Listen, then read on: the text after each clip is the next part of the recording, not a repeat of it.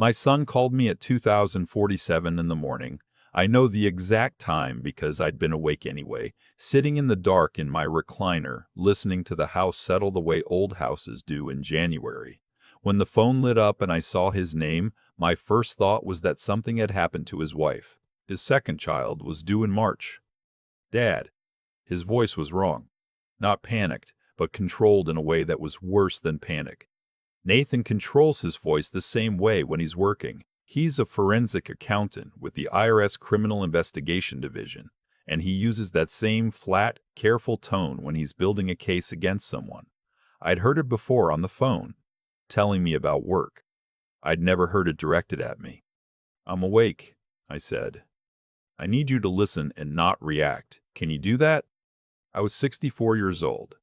I'd spent 31 years as a structural engineer, signing off on buildings that had to hold. I knew how to be still. "Yes. Don't use your computer tonight.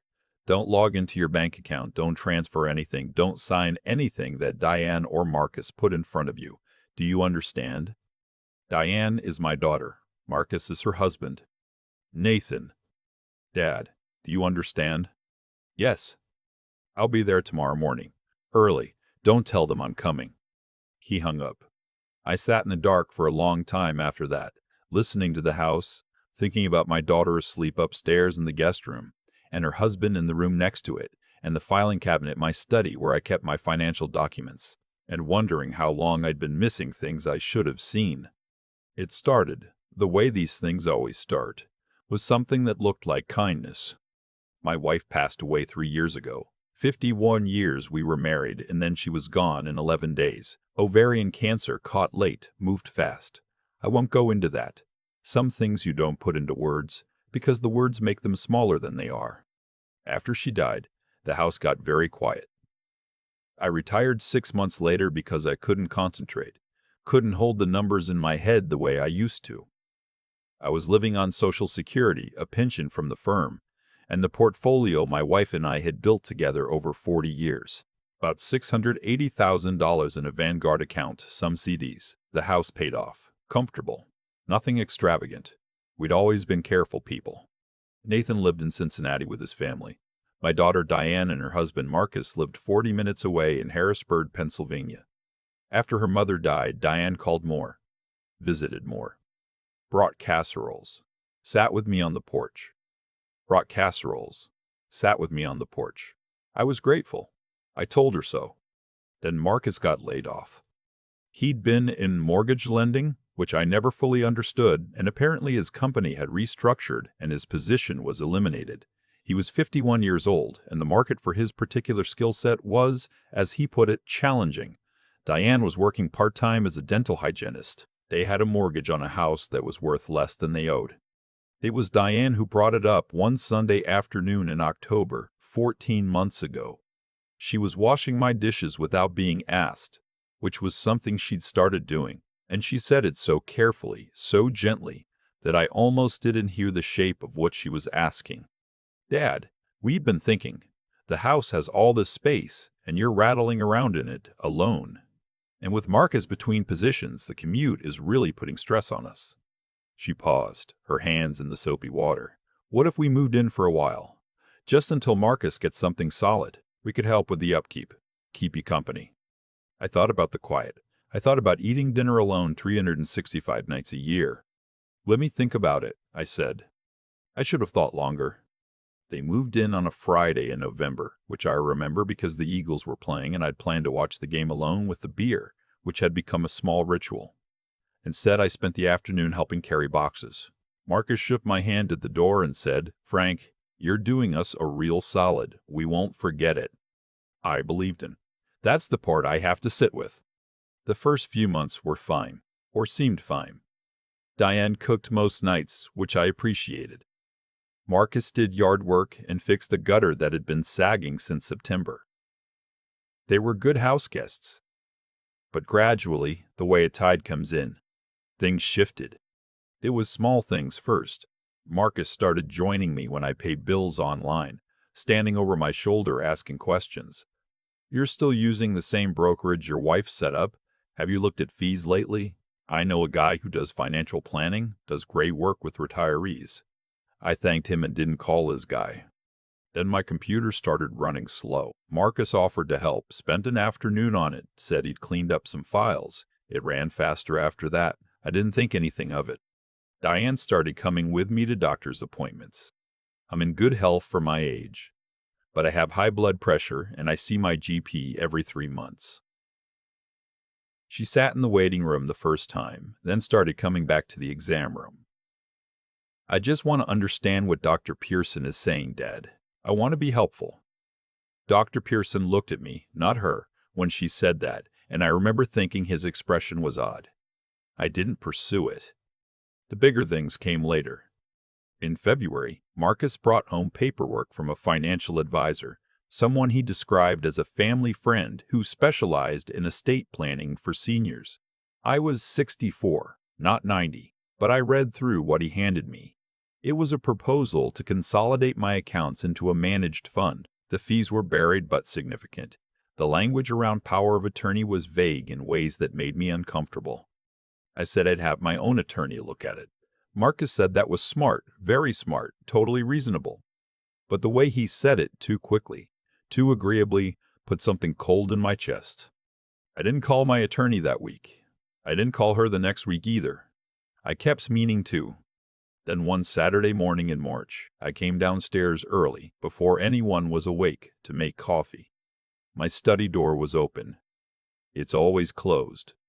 I stood in the hallway and looked at it for a moment, and then I went in, and I could see that someone had been through my filing cabinet.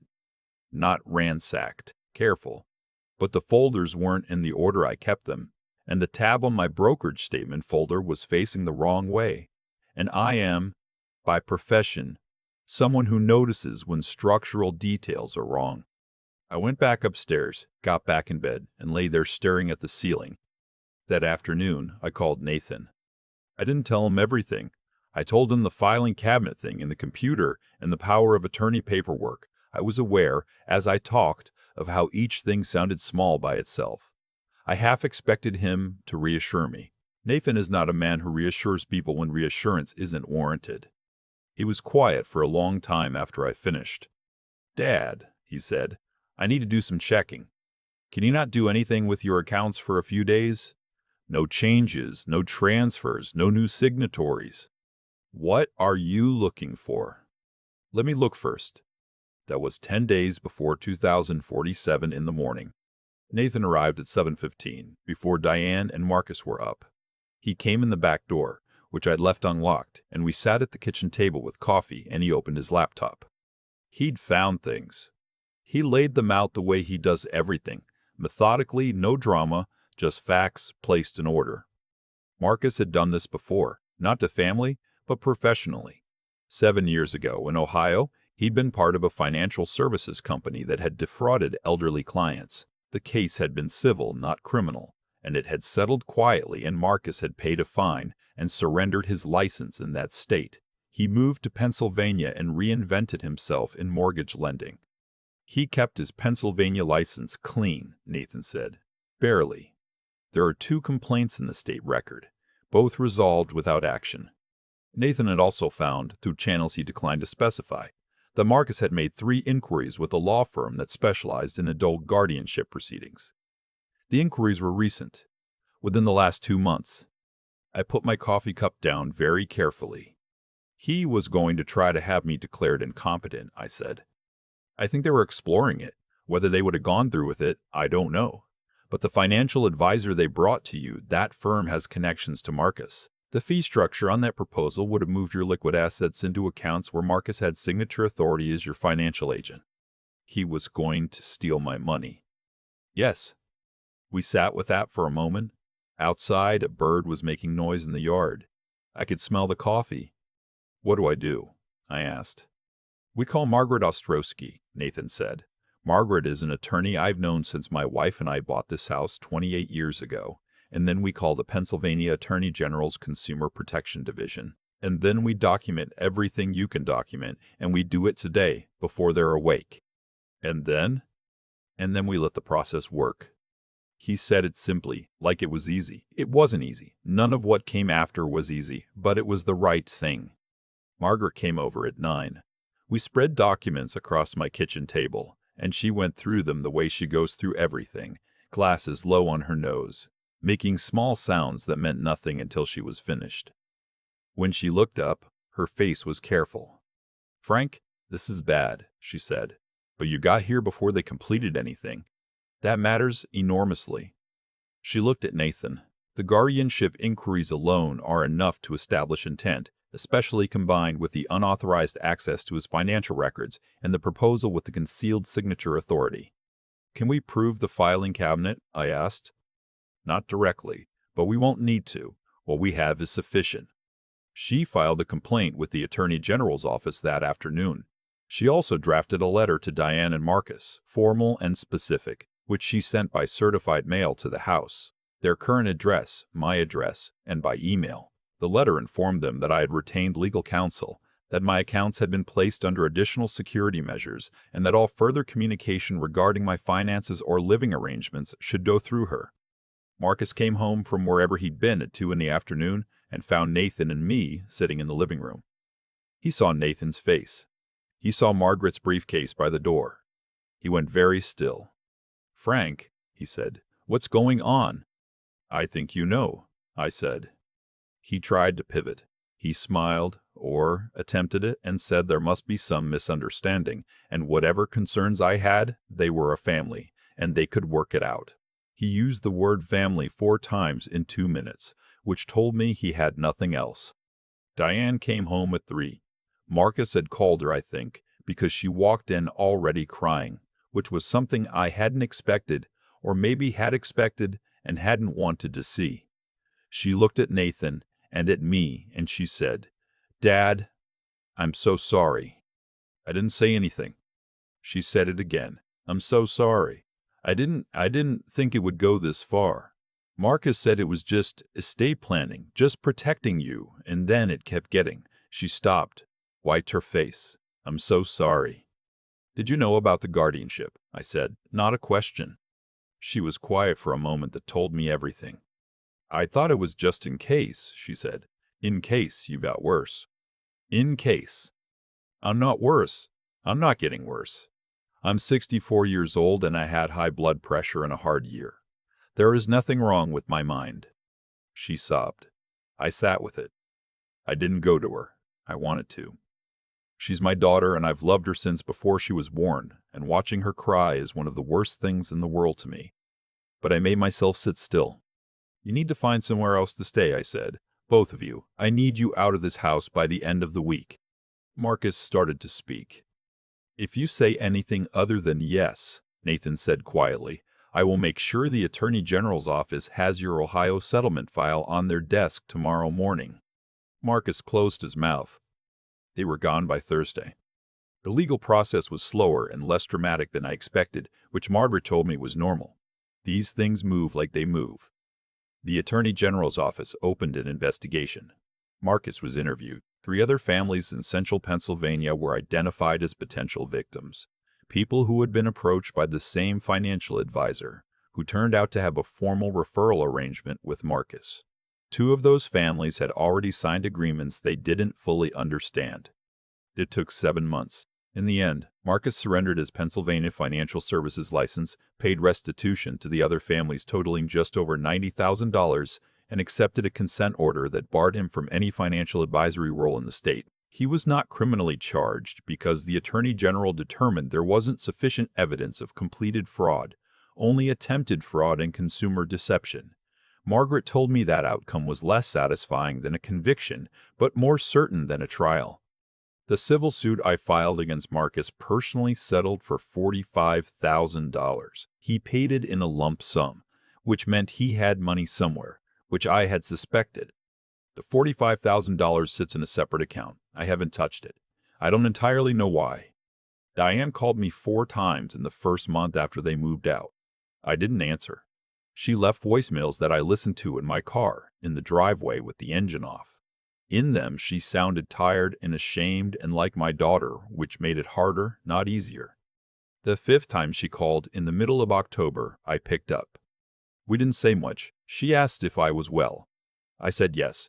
She asked if Nathan was well. I said yes. There was a long silence that wasn't entirely uncomfortable. Marcus and I are separating, she said. I wanted you to hear it from me. Okay. I've been seeing a therapist. She says... Diane paused. She says I need to take responsibility for my part in what happened. Not just Marcus's part. My part. I know your part, I said. I know you do. I just wanted you to know that I know it too. I didn't say much after that. I told her I needed time. She said she understood. She didn't ask how much time, which was smart of her, and I was grateful for it. After we hung up, I sat in the driveway for a while. It was cold, one of those October afternoons that goes dark early and smells like dead leaves and wood smoke. I could see my neighbor's lights on across the street, and further down, a kid on a bicycle with his jacket open, which seemed like a bad idea. I thought about my wife, about the year after she died and how quiet the house was, about how that quiet had felt like grief, and how I'd let it make me vulnerable to something that looked like company. You get lonely, and you stop noticing things. That's not weakness exactly, but it's not strength either. It's just being human, and being human will cost you sometimes. I went inside and made dinner. Pasta with garlic and olive oil, simple, the way I make it when I'm cooking for one. I ate at the kitchen table with the news on low in the background. After dinner, I called Nathan. He was putting his kids to bed and talked to me from the hallway outside their rooms, whispering half distracted. He asked if I'd eaten. I said yes. He asked if I was all right. Yeah, I said, I am. You don't have to be, he said. I know. I looked at the kitchen table, the one clean plate, the pot soaking in the sink. I think I actually am, though. It's strange. Not strange, Nathan said. You handled it. People feel okay when they handle things. I thought about that after we hung up. It seemed true. You spend your working life making sure structures hold, checking the load-bearing capacity of things, finding the weak points before they become failures. I'd failed to do that with my own life for a while. Then I'd done it. The structure held. In December, a card arrived in the mail. Diane's handwriting. Inside, just a few lines. She was working full-time now. She'd found a small apartment in Carlisle. She had a new therapist, one she liked better. She was sorry. She didn't expect anything. She just wanted me to know she was trying to be someone worth trusting again. I put the card on the kitchen counter and looked at it for several days. Then I put it in the drawer where I keep the few things I'm not ready to throw away and not ready to deal with. My wife's grocery lists are in that drawer. An old birthday card from Nathan when he was 7. Crayon on construction paper. A photograph of Diane at maybe 10 years old on the front steps of this house, squinting into the sun with a missing front tooth. I'm not a man who forgives easily or quickly. I never have been. My wife used to say I was like a bridge, strong, reliable, and slow as hell to change direction. She meant it affectionately, mostly. I don't know what I'll do about Diane. I genuinely don't. There may come a day when we sit across from each other in a restaurant and work through some of what happened. There may not. Time will decide. But I know this. I still live in my house. My accounts are mine. My mind is mine. My life is mine. I wake up in the morning and make coffee and read the news, and nobody stands over my shoulder, and nobody is making calls to attorneys to discuss my competency, and nobody is going through my filing cabinet while I sleep. 3 weeks ago, my neighbor's dog got loose and ended up in my yard, which happens once a month or so, because the fence between our properties has a section that shifts in winter. I spent an afternoon fixing it properly, the kind of fix that takes time and will actually hold, not just a temporary patch. My neighbor came out to help and brought 2 beers, and we worked until it was done, and then stood there looking at it in the late afternoon light, solid and straight. Good as new, he said. Better, I said. I use better hardware. He laughed. We drank the beers. It was cold enough to see our breath. That night I slept 8 hours without waking up once, which is unusual for me, and in the morning I felt something I hadn't felt in a long time. Settled. Like a structure that's been tested and held and knows now that it can hold. You can love someone and still protect yourself from them. I had to learn that later than I should have, but I learned it, and I am still here.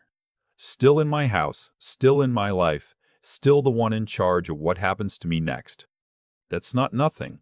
At 64, after everything, that's not nothing at all. There's a moment I keep coming back to. Not the phone call at 2:37 in the morning. Not the day Marcus walked in and saw Nathan sitting in my living room. Not even the court papers. The moment I keep coming back to is standing in the hallway outside my study, looking at that open door in the early morning quiet, knowing something was wrong before I could name what it was. 31 years of structural engineering teaches you that. You learn to read the details that don't fit. A folder tab facing the wrong way. A door that's always closed, open. Small things. The kind of things that collapse a structure long before anyone admits there's a problem. I think about what would have happened if I'd ignored that open door. If I'd made my coffee and told myself I was being paranoid, that old men imagine things, that my own daughter wouldn't do something like that. I almost did. That's the part nobody talks about when these stories get told. How close you come to talking yourself out of your own instincts. Marcus and Diane were counting on exactly that. They were counting on me being tired and lonely and too grateful for company to look carefully at what the company was doing. What Marcus did had a shape to it, a pattern he'd run before in Ohio, and patterns like that don't stop on their own. They stop because someone pays attention. Nathan paid attention because I raised him to be that kind of person. Methodical, honest, willing to do the uncomfortable thing when the math didn't add up. That didn't happen by accident. You raise children with a code or you don't, and the code either holds or it doesn't, and you find out which when things get hard. I found out Nathan's code held. I found out Diane's didn't. At least not when it was tested by someone who knew how to find the cracks. I don't think Diane is a bad person. I've thought about it long enough to be honest about it. She's a person who made a series of choices, each one a little worse than the last, and told herself stories to make each one feel acceptable. That's not evil. It's something more ordinary and harder to fix than evil. Marcus gave her a story. Your father is declining, someone needs to protect his assets, we're doing him a favor, and she chose to believe it because believing it was easier than asking the questions that would have unraveled her marriage and her finances at the same time. Cowardice isn't the same as malice. It does about the same damage, though. What I know now, that I didn't know 18 months ago, is that protecting yourself is not a failure of love. I stayed open, stayed available, kept the door unlocked in the way that fathers do, and that openness was used against me. Closing it was not cruelty. It was clarity. There's a difference, and it took me longer than it should have to understand it. I also know that the willingness to face a hard thing directly, to call your son at night and say something is wrong, to sit across from an attorney and say, here is what happened, to look at your own daughter and say you need to leave, that willingness is something you build or you don't. You don't find it in the moment. You either have it from years of practice or you don't have it at all. I had it because I'd spent a career making calls where being wrong had consequences.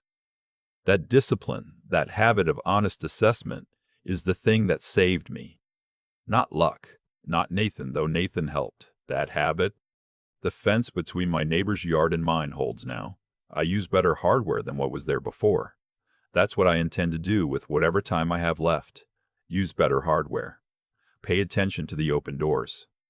Trust the instincts that took a lifetime to develop, and keep moving forward, because that is, in the end, the only direction that does any good.